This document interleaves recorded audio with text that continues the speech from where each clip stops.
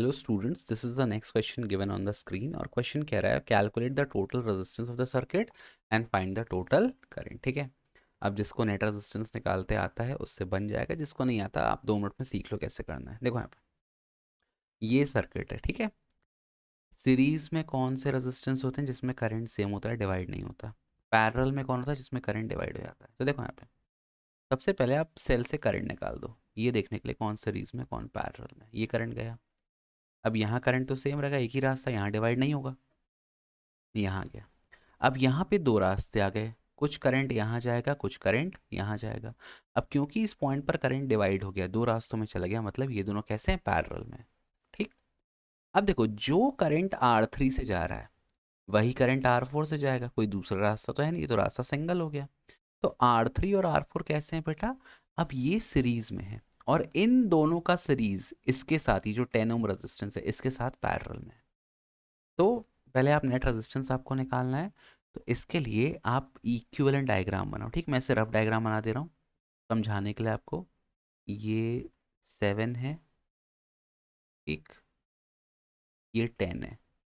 अब आप इन दोनों का नेट निकालो। 6+4 सीरीज में क्या होता है, नेट रेजिस्टेंस R1+R2। 6+4 10। अब इसका जो नेट 10 आएगा वो इसके साथ कैसा होगा, पैरेलल में। तो अगला डायग्राम ऐसा बनेगा, ये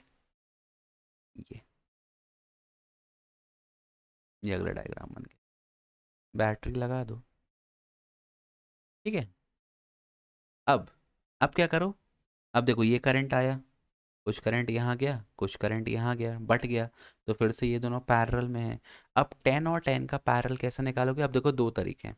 या तो आप लगा दो पैरेलल में, अगर दो रेजिस्टेंस दिए हैं तो उसका फॉर्मूला क्या होता है, पहला R1 R2 अपॉन R1+R2। या तो आप ये लगा दो, या तो आप लगा दो नेट रेजिस्टेंस इन पैरेलल। ये फॉर्मूला कब लगता है, value of one resistance divided by number of resistance.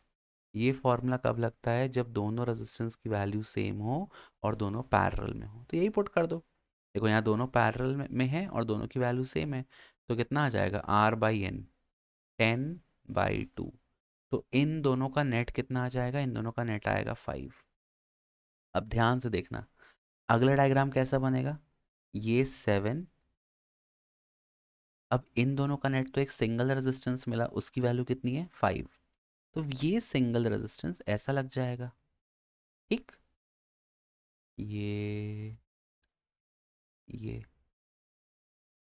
अब देखो ध्यान से, ये करंट गया, अब जो करंट इसमें जाएगा वही करंट इसमें जाएगा। अब ये सब सीरीज में हो गए, तो नेट रेजिस्टेंस कितना आ जाएगा, नेट रेजिस्टेंस इज 7+5 12 ओम। ये रेजिस्टेंस आ गया।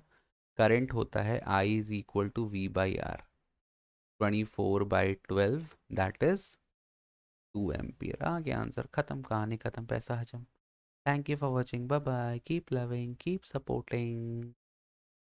अब साथ